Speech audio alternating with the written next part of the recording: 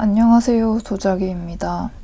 이번 영상에서는 제가 최근에 병렬 독서로 책들을 읽고 있는데요. 그 덕분에 거의 8월이 다 가도록 한 권인가 두 권밖에 책을 못 읽었어요. 그래서 이 병렬 독서의 폐해, 그리고 과연 병렬 독서로 지금 어떤 책들을 읽고 있는지 좀 소개해 드리려고 합니다. 첫 번째 책은 유리 올레샤의 리온바입니다. 이것도 러시아 문학이고요. 리온바는 좀 특이하게 이 표지가 두 가지로 되어 있어요. 이렇게 앵무새가 그려져 있는 살구색 표지랑 그 다음에 약간 러시아 아방가르드 미술 회화를 본딴 초록색 표지가 있는데, 저는 동네 책방에 가가지고 이 앵무새가 그려진 표지를 보고 이걸로 사고 싶어서 샀습니다. 그래서 뒤쪽에 보시면 당신의 홍치를 나에게 주고 내 사랑을 가져가요, 이런 아름다운 문장이 있는데, 약간 초반에는 1920년대의 이런 글들이 있어요. 그래서 굉장히 서정적이고 아름답고 읽고 있으면은 약간 매혹되는 그런 문장들이 있는데, 뒤쪽으로 가서는 1930년대 이렇게 가면 약간 사회주의 리얼리즘 영향을 받은 그런 작품들이 있어서 이거를 지금 끝까지 읽어야 되나 말아야 되나 고민을 하고 있는 그런 책입니다. 근데 문장 자체는 굉장히 아름다운 책입니다.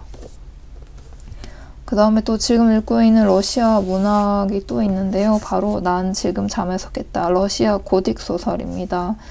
이거는 지난번 영상에서도 한번 소개해드린 적이 있는데, 이렇게 여러 가지 작가들의 단편 소설들이 쭉 있고, 지금은 여기 지나이다 키피우스의 상상 한밤의 이야기까지 읽은 상태이고, 알렉세이 톨스토이의 칼리오스트로 백작을 읽을 차례입니다.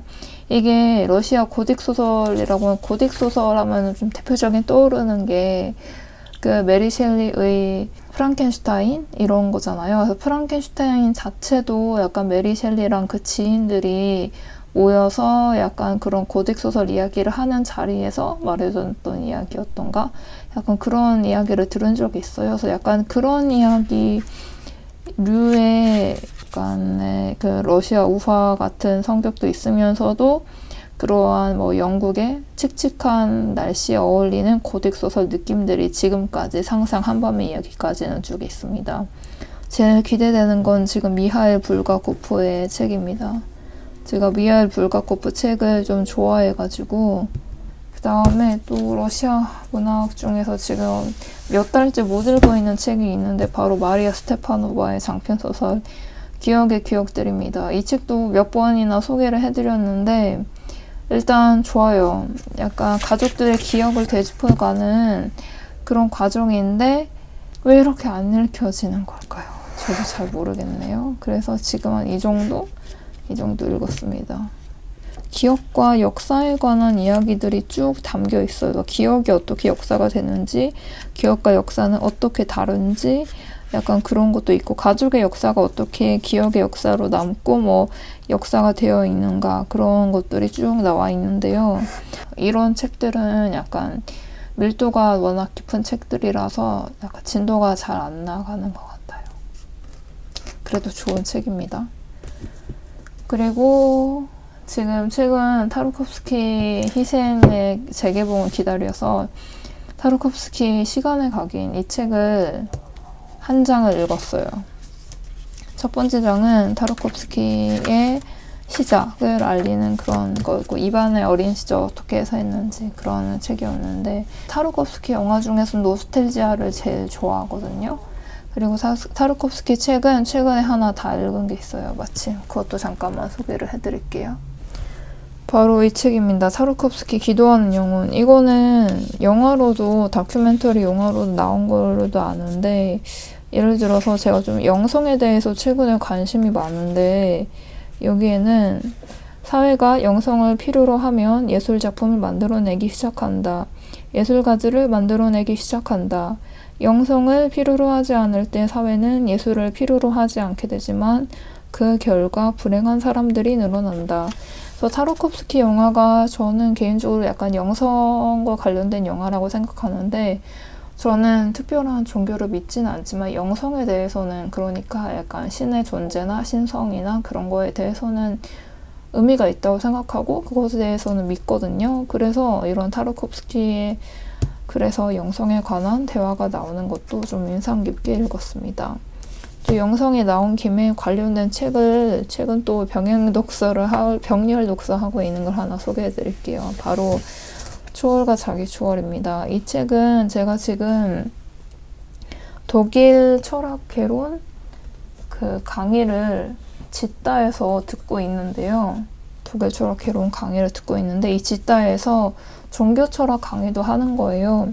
근데 독일 철학 강의 월요일이고 종교 철학 강의는 화요일인데 도저히 두 개를 다 못 들을 것 같아서 종교 철학은 일단 거기서 쓰는 교재만 샀습니다. 그래서 이 초월과 자기 초월이라는 책이고 서론부터 굉장히 좋았어요. 그래서 좀 제가 영성에 관심이 있다고 했잖아요.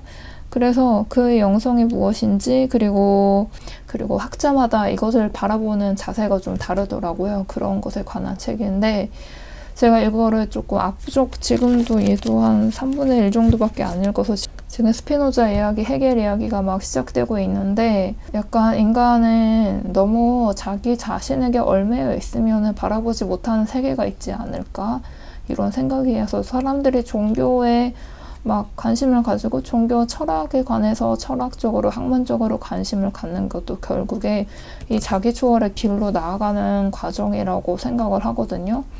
그러니까 이 세상에는 우리가 어떻게 이성적으로 인식을 할 수 없는 무언가가 저는 존재를 할 수 있다고 생각하고 그것에 대해서 어떻게 받아들이는지 사람마다 뭐 다르게 받아들이겠지만 저는 이런 약간 자기 초월의 길로 받아들이는 것도 한 가지 방법이라고 생각을 해요. 그 다음에는 또 라블레에서 찬 책이 있어요. 이 책은 지난번 영상에서도 잠깐 소개해드렸지만 리처드 로티의 우연성, 아이러니, 연대입니다. 그래서 첫 장은 우연성, 2부는 아이러니즘과 이론, 3부는 잔인성과 연대인데 여기서 좀 인상 깊었던 문장들을 소개를 해드리고 싶은데 사실 저도 이거 책을 이해가 잘 안 되거든요.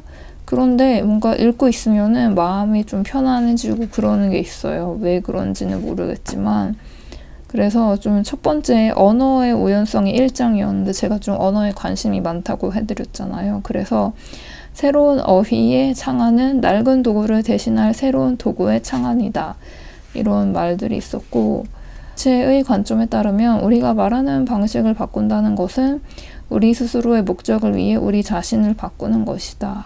이렇게 해가지고 언어가 얼마나 중요한지 그리고 인간의 역사를 잇따라 일어나는 메타포들의 역사로 이해함으로써 이제 우리는 새로운 낱말을 만드는 자이자 새로운 언어를 형성하는 자라는 포괄적인 의미에서의 시인을 서로 다른 종족들의 선구자로 보게 될 것이다. 이런 글들이 참 좋더라고요. 그래서 메타포가 어떻게 중요한지 그리고 언어가 얼마나 중요한지 이런 것들이 좀 1장에서 나와 있는데 그래서 저는 언어에 좀 관심이 있기 때문에 1장에 좀 관심이 있었고 2장에서는 이제 자아의 우연성에 대해서 나오고 3장에서는 자유주의 공동체의 우연성에 대해서 나와요. 그 다음에는 이제 아이러니에 대해서 쭉 이야기를 할 텐데 지금 아이러니에 대해서 이야기하는 거를 읽기 시작했습니다. 그래서 이런 철학책을 본격적으로 읽은 거는 올해부터라서 저도 잘 이해가 안 되는 부분이 많지만 그래도 이런 거 읽고 있으면은 이런 약간 이상적인 이야기 읽고 있으면은 내 현실 속의 고민을 조금 벗어날 수가 있어가지고 그런 점이 저는 좋더라고요. 그래서 이런 철학책 어렵지만 조금씩 읽어 나가려고 하고 있습니다. 그리고 마지막으로 이 책은 지금 읽고 있다고 말하기도 조금 그렇지만 어쨌든 좀 소개를 해드리고 싶어서 꺼냈습니다. 서울국제도서관에서 산 5월에 본 부스에서 샀는데요. 알티세르의 역사에 관한 글들이에요. 그래서 이 책은 거기서 부스에서 샀더니 거기 출판사 직원분이 첫 번째에 나와 있는 문학사에 대한 대화인데 이게 정말 좋다고 말씀해 주셨어요. 사실 저도 부스에서 봤을 때 문학사에 대한 대화가 조금 읽었는데 이게 정말 좋아서 샀거든요. 이데올로기적 채증 상태를 통과하지 않고 그 자체로서의 문학사라는 문제 설정으로 곧잘 향할 수 있는 지름길은 무엇인가라는 물음이 문제가 된다 등등의 이야기가 쭉 나오는데, 사실 저도 조금 앞쪽에 읽다가 이거는 별로 읽지도 못했습니다. 아직. 왜냐하면은 다른 병영 독서를 하고 있는 책들이 저를 기다리고 있기 때문에. 근데 지금 이 역사에 관한 글들 말고 전에 크라카워의 역사 끝에서 두 번째 세계를 진짜 재미있게 읽었거든요.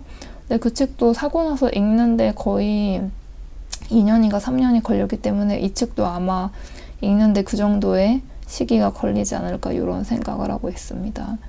그래서 지금 이렇게 제가 병행 독서로 찔끔찔끔 건드리고 있는 책들을 소개해드렸어요. 좀 보여드리면 하나, 둘, 셋, 이거는 다 읽었고, 넷, 다섯, 여섯, 그리고 이거 읽을까 말까 고민하고 읽는 책, 이것까지 하면 7권, 무려 7권을 병행 독서를 하고 있는데, 사실 이거 말고도 뭐 비트겐슈타인의 철학적 탐구나 아니면은 뭐 다른 책들이 좀 더 있긴 한데, 일단 지금 읽고 있다라고 말씀드릴 수 있는 책은 이 정도인 것 같습니다.